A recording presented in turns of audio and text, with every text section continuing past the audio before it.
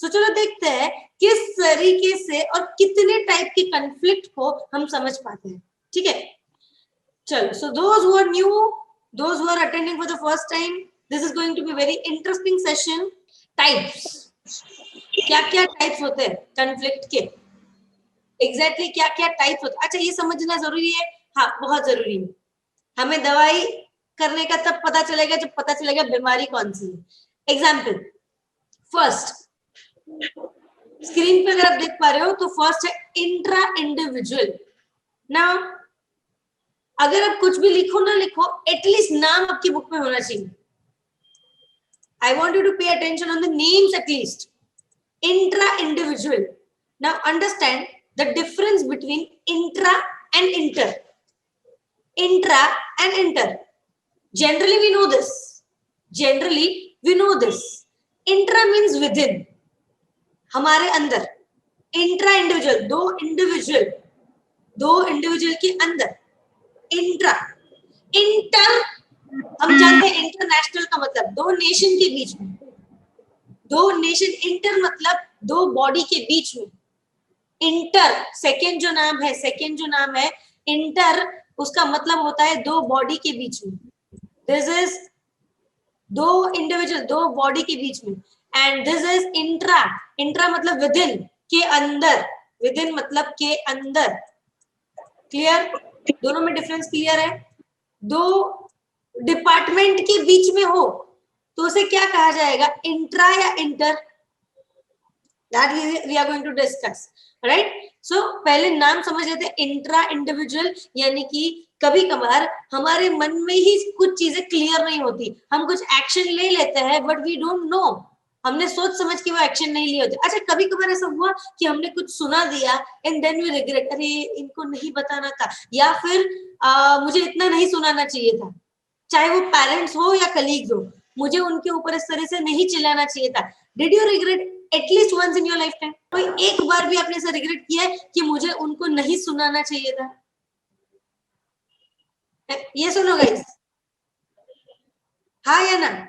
कभी कभार एक बार भी ऐसा हुआ लाइफ में कि हमने किसी को सुना दिया और जो हमें नहीं सुनाना चाहिए था वो आज भी खटक रहा है. यस, क्योंकि हमने एक्शन ले लिए उसके बाद सोचा. क्योंकि तब तक हमारे मोटिव्स, हम क्या चाहते हैं, हमारी जरूरत क्या है, वो हमारे माइंड में क्लियर नहीं थी. एट दैट टाइम हम कुछ रिलैक्सेशन के मूड में थे और किसी ने आके ऑब्लिगेशन दे दिया, जिम्मेदारी दे दी, तो हमने रिएक्ट कर दिया कि 2-5 मिनट शांति से बैठने तो दे. हमने रिएक्ट कर दिया. बट हमने क्या रिएक्ट किया और क्यों रिएक्ट किया उसका रीजन हम समझ नहीं पाते, क्योंकि हमने अपने आप से क्लियर नहीं किया कि हमारी नीड्स इस मोमेंट पे क्या है. See, everybody has a different need. Everybody has a different need. So पहले हमारे खुद के साथ की नीड्स को एक बार बैठ के डिसाइड कर लो कि आज के दिन में हम क्या एक्सपेक्ट कर रहे हैं. आज के दिन में हम क्या एक्सपेक्ट कर रहे हैं.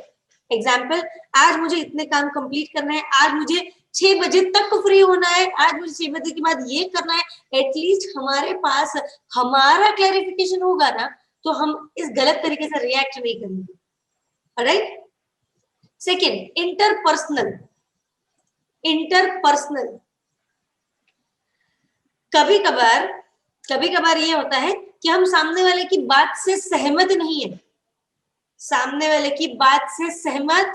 नहीं है. बराबर? अच्छा, let's take work example. Work related example. Sometime it happens कि हम कुछ हमारा लिस्ट बना के बैठे हैं काम का, जो जिसके ऊपर हम काम करने वाले थे. इतने में हम एक काम पे फोकस कर रहे थे, उतने में दूसरे ने किसी और काम का बोझ आपके सर पे डाल दिया.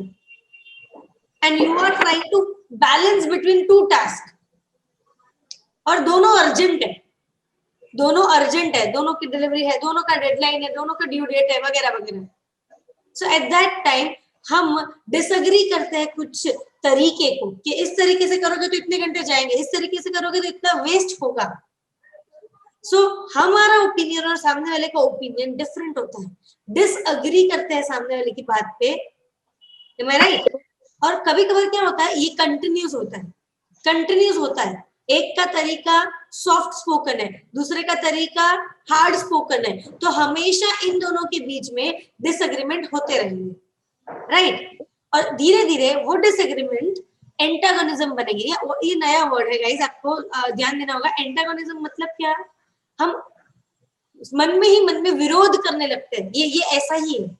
एक बार हमारा एक्चुअल में क्या था, हम उस बात से सहमत नहीं है, लेकिन जब वो रिपीट होता है ना, कि हर बार एग्जाम्पल, हमें हमारे कलीग की एक बात पसंद नहीं आई और रोज ऐसा वो कर रहा है, तो धीरे धीरे वो उसकी बात, उसकी आदत वो साइड में हट जाएगी। धीरे धीरे हम उनके लिए मन में, अरे वो ऐसा ही है, हमें वो इंसान ही नहीं पसंद है।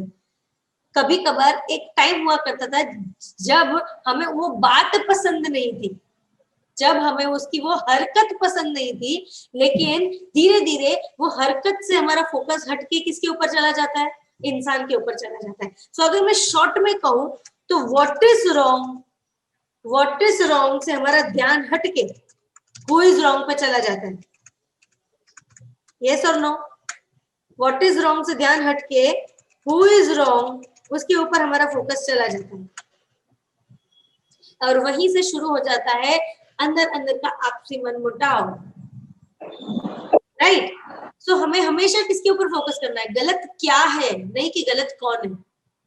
गलत क्या है उसके ऊपर जब हम फोकस करते हैं तो सोल्यूशन आता है, गलत कौन है उसके ऊपर फोकस करते हैं तो सोल्यूशन कभी नहीं आता, सोल्यूशन कभी नहीं आता।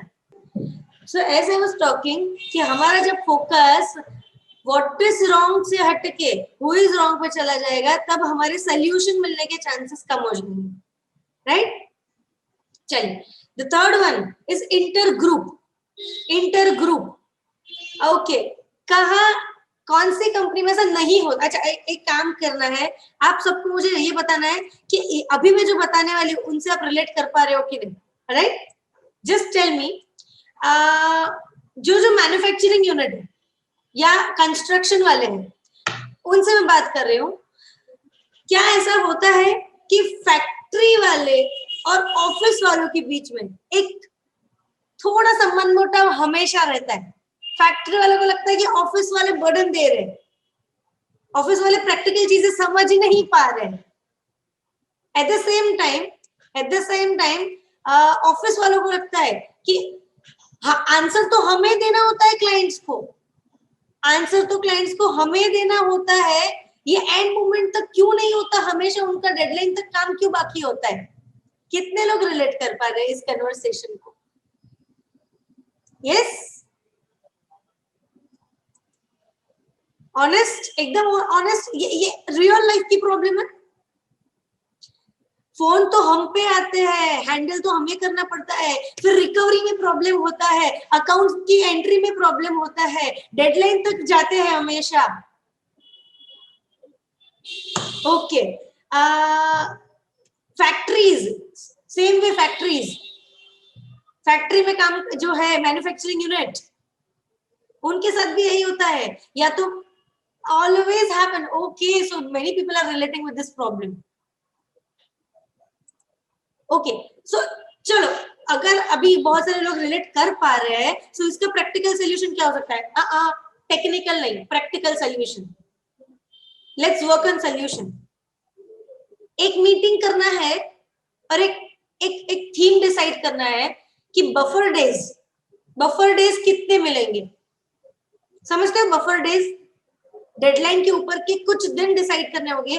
हमेशा ऑफिस वाले ड्यू डेट इतना ही देंगे जो फैक्ट्री वाले के बफर डेज को काउंट करके होगा, या फील्ड वालों के एग्जांपल, जैसे कि आज 23rd है, सो से फॉर एग्जांपल बफर डेज हम फाइनलाइज करते हैं जनरली। अच्छा, बफर डेज डिसाइड कैसे करना है, वो भी एक क्वेश्चन है, बराबर। बफर डेज डिसाइड करने के लिए हमें क्या करना पड़ेगा? तो अब तक के हमारे क्लाइंट जो है ना, जो कितने दिन से या कितने वीक से पीछे पड़े, एग्जांपल किसी को बोला था 15 तारीख को फाइनल हो जाएगा, 15 तारीख को प्रॉब्लम सॉल्व हो जाएगी, लेकिन due to the team and technical problem वो 15 की जगह पे 25 हो गया, लेकिन अभी तक सॉल्व नहीं हुआ और हम पे कॉल आ रहा है। 10 दिन एक्स्ट्रा गया, किसी के 10 दिन गए, किसी के 5 दिन गए, किसी के 15 दिन गए, राइट। सो एक एवरेज निकालनी है बफर डेज के लिए, एक एवरेज निकालनी है, और वो एवरेज पहले से डिस्कस कर लो असाइनमेंट लेने के टाइम पे, प्रोजेक्ट लेने के टाइम पे वो बफर डेज टेक्निकल टीम के साथ, यानी कि ऑन फील्ड टीम जो है उनके साथ डिस्कस कर लो और वो बफर डेज डिसाइड कर लो। अच्छा, फिर वो बफर डेज, उनको बफर डेज देने क्लाइंट को, ऑफिस वालों को बफर डेज देने क्लाइंट को, लेकिन उस जब हम करते हैं ना, किसी इंसान को कहते हैं ना 4 बजे मिलना है, लेकिन वो इंसान हमेशा लेट आता है, तो उनको हम पहले से 3:30 का टाइम देते हैं, सिंपल सा। और ये सोल्यूशन को वर्कआउट करने के लिए एक rule, under commit over deliver, under commit over deliver. Do you guys understand this rule? Under commit over deliver. Client को अंडर कमिट करो लेकिन एक्स्ट्रा सर्विस दो, पहले से ही ज्यादा टाइम बता दो लेकिन जल्दी करके दो, इसे कहते हैं, मतलब जितना प्रॉमिस करते हो उससे बड़ा दो लेकिन पहले प्रॉमिस छोटा करो, so that will make a client loyal, happy and repeat clients मिलेंगे, दैट्स फाइनल। क्लाइंट को सिर्फ यही चाहिए, अमेज करना है। अच्छा, एक टाइम था जब कहा जाता था कस्टमर इज अ किंग, ये एकदम घिसा पिटा सेंटेंस है, एकदम घिसा पिटा सेंटेंस है, customer is a king, but how he is a king? आजकल तो ऐसा है नहीं, कस्टमर इज अ किंग ऐसा नहीं है। अगर पुरानी डेफिनेशन को ध्यान में रखे ना, कस्टमर इज अ किंग, तो राजा को हमेशा खुश करना पड़ता था, तो इस किंग को खुश करने के लिए यही रूल है, उनको अमेज करना है। अब तक सिर्फ हैप्पी क्लाइंट्स था, अभी अमेजिंग क्लाइंट का जमाना आ चुका है। अमेज्ड, वो लोग को हमेशा हमें सरप्राइज करना होगा, खुश करना होगा, और उनके लिए जितना कमिट किया है उससे ज्यादा डिलीवर करना है। ऑलराइट, सो इसके लिए एक ना ऐसी मीटिंग आपके ऑफिस में करनी चाहिए। और बफर डेज, मैंने एक एग्जांपल दिया इस बफर डेज का। अच्छा, ये बफर डेज में नहीं हुआ तो क्या, उसका भी हम एक फॉर्मेट बना सकते हैं, इससे हम स्टार्ट कर सकते हैं। अच्छा, कुछ लोग बोलेंगे ऐसा मैम बहुत बार ट्राई किया होता नहीं है, चलो ये बात को कौन रिलेट कर पा रहा है? बहुत बार किया, हर बार ऐसा ही होता है, ये सेंटेंस को कौन रिलेट कर पा रहा है? क्योंकि क्लाइंट को तो सब कुछ अभी चाहिए होता है, क्लाइंट थोड़ी वेट करते हैं। अगर ये कन्वर्सेशन जा रही है, so let me ask you guys, हमें कितनी बार चेंज होना है? कोई गारंटी है कि लाइफ में हम कितनी बार चेंज होंगे? जब तक सॉल्व नहीं होता तब तक, जब तक प्रॉब्लम सॉल्व नहीं होता तब तक चेंज करना है। और ये चेंज क्या करना है? स्ट्रैटेजी चेंज करना है, गोल चेंज नहीं करना है, स्ट्रैटेजी क्या चेंज करना है, तरीका चेंज करना है। ऑलराइट, और स्क्रिप्ट बना दो आंसर देने के लिए, स्क्रिप्ट बहुत ज्यादा काम आती है। स्क्रिप्ट जब लेट हो जाए हमारी टीम से, सो आंसर देने के लिए स्क्रिप्ट रेडी कर दो, so this can be a solution. Alright, अच्छा, anybody has any other problem जो अलग अलग डिपार्टमेंट के साथ हो रहा है? आप भी मुझे प्रॉब्लम बता सकते हो, मैंने एक एग्जांपल लिया है यहाँ पे, अलग अलग डिपार्टमेंट के साथ होने वाली दिक्कतें, अलग अलग डिपार्टमेंट के साथ होने वाली दिक्कतें। एनीबॉडी? ओपन डिस्कशन है, कोई किसी को बुरा नहीं मानेगा, आप नाम नहीं लेंगे लेकिन बता सकते हैं। यस यस गाइज, बिकॉज जब तक हम प्रॉब्लम के ऊपर फोकस करते रहेंगे प्रॉब्लम बढ़ने वाली है, लेकिन हम फोकस अगर सोल्यूशन पे करें तो definitely that is going to help. So anybody has that kind of problem जो डिस्कस, आप चाहते हो कि मुझे ओपन में डिस्कशन करना चाहिए लेकिन सामने आना नहीं चाहते, वो कॉल कर सकते हैं मुझे कॉल कर सकते हैं, बिकॉज मेरा फोकस इसी चीज पे है कि प्रॉब्लम सॉल्व हो। ऑलराइट,